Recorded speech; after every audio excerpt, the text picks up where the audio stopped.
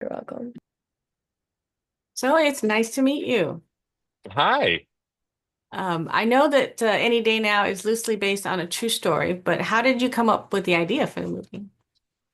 I'm a Bostonian. I live in Boston, and I think the two great myths of my lifetime in Boston are Whitey Bulger and the Gardner heist. And Whitey Bulger's not funny. Right.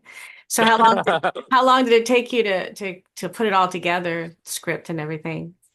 Oh man, well, I mean, it's not just the script. I mean, I've been saving up for years to make this movie. I'm a screenwriter by trade in Hollywood, been doing that for a long time, and just ready to kind of set out on my own Hmm. as a director and an indie filmmaker. And I wrote it. I must have written it maybe 4 years ago. I probably wrote the script. Wow. And then I knew the actors that I wanted. I knew I wanted Paul Guilfoyle, and I think it was right in the middle of when COVID was its worst. And Paul said, "Yeah, let's not make this movie right now. Let's wait because we can't sit around a table like this and talk, and that's how movies get made." Right. Okay. And how much of the movie is from reality and how much of it is from your head? Well, I mean, isn't that a question about art, right? There's like a painter who sits down and paints a portrait, but it's the singer, not the song, right? So it's the facts we know. 35 years ago, 13 works of art were stolen. There are no clues. There's never been an arrest. Nobody knows where the paintings are. There's a $10 million reward. That's the facts, and that's where they end. The rest is fiction. Oh, So, okay. well, we do know that there are really interesting characters associated with the robbery.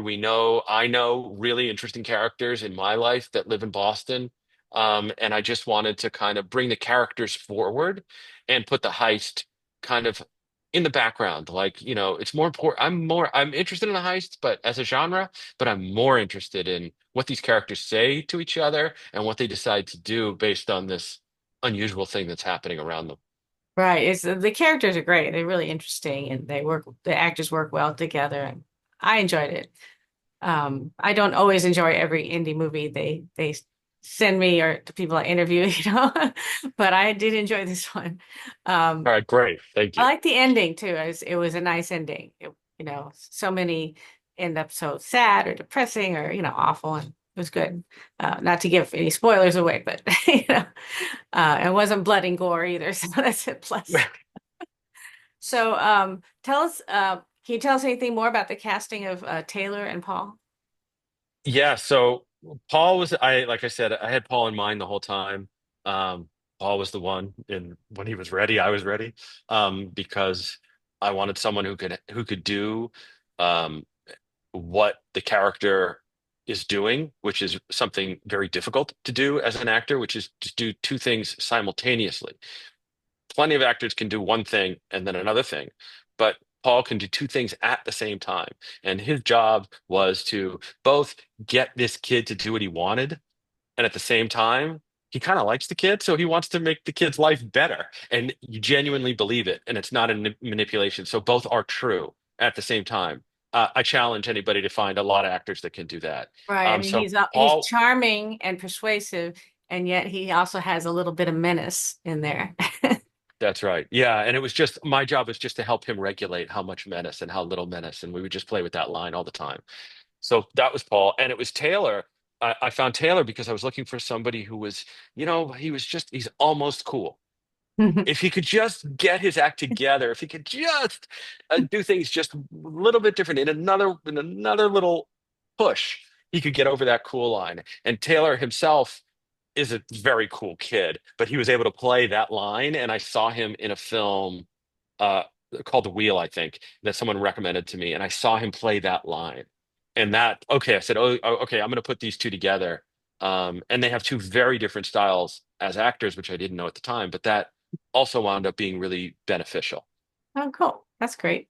And you wrote a few other movies, but this is your first time directing, right? That's right. I've been And waiting all this time. was it everything that you thought it would be? It was everything that I thought it was going to be. It was an absolute challenge, and it still is, Hmm. and an opportunity to tell a story. in so many different ways. And, to not be afraid of not knowing, that's great. I was always, that's kind of maybe what prevented me from doing this in the first place is the fear of not knowing my own limits and the fear of other people thinking that I don't know what I'm doing. Like all of those fears, you face them every day on the set. Mhm. And at some point, and this is maybe, some of Paul's influence or the character Marty's influence probably, but just sort of living in that space and being okay with that space and allowing it, not to have the answers, There's a great story that I always held on the set too of Coppola when he was asked, like somebody brought him like three raincoats, and said, "Okay, which of these three raincoats should Gene Hackman wear? The red one, the clear one, or the blue one?" And Coppola's answer is, "I don't know, but let me tell you about his character." And so it's like you don't have to have the answer, but you have to know what you're going for and let other people bring themselves to it, as Right. long as you can clearly state that. And that was a huge learning curve, and I loved it. And did it turn out the way you wanted? I mean, I know we're artists and musicians and everyone, we're all our own worst critics. It turned out exactly the way I wanted. I Oh, mean, every great. minute of that movie, what I set out for, what I wasn't getting in Hollywood was a feeling when I watched the movies that I worked on that it had anything to do with me. The tone, the words might have been the same, but it didn't feel like me. I watch this movie and it all feels like me. It feels like my sensibilities. It feels like what I set out to do. And that's what the indie world offers you that Hollywood doesn't. And there can be good indie films and bad indie films. There can be good Hollywood films and bad Hollywood. It's just a different genre. Right. And that's okay. It's just that it requires different things. Different budget. Um, Different budget, but also different orientation, right? Right. It's like much more of a style. Mm. Hollywood has a lot, it has a three act structure, it has like really specific requirements that it wants. And you can write to that really, really well. And that's a different craft, but this is something else. And I just sat there and even though, and I just got these collaborators who all made it better. I was able to kind of like convince incredible people to work with me, but yet in the end, it's all of them, but it also feels like it's an expression in some vague way of my spirit. And in that sense, it's successful. Great. And are you taking a break? Get another screenplay writing, or do you have something else in mind for your next movie?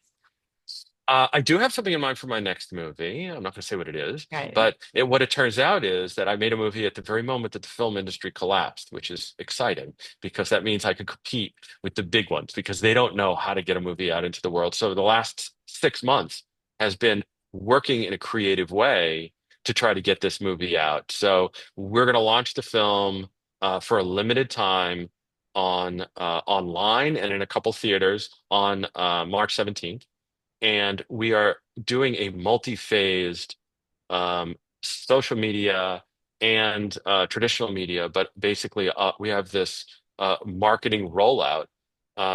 We're doing all these different things, including I'm sitting right now in this gallery with 13 stolen pieces of art in Chelsea and watching people walk in and see what they say.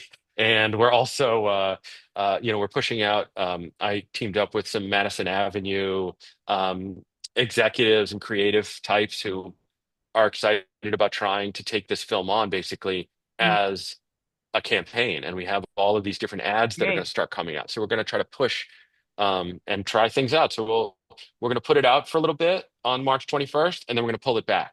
And Oh, then we're going to come up with another strategy. So it's been a lot of interesting. work Yeah. to try to find a way to market that goes around the system, Right. which I like that. I like that. I Good. don't like Good. the system. That's good.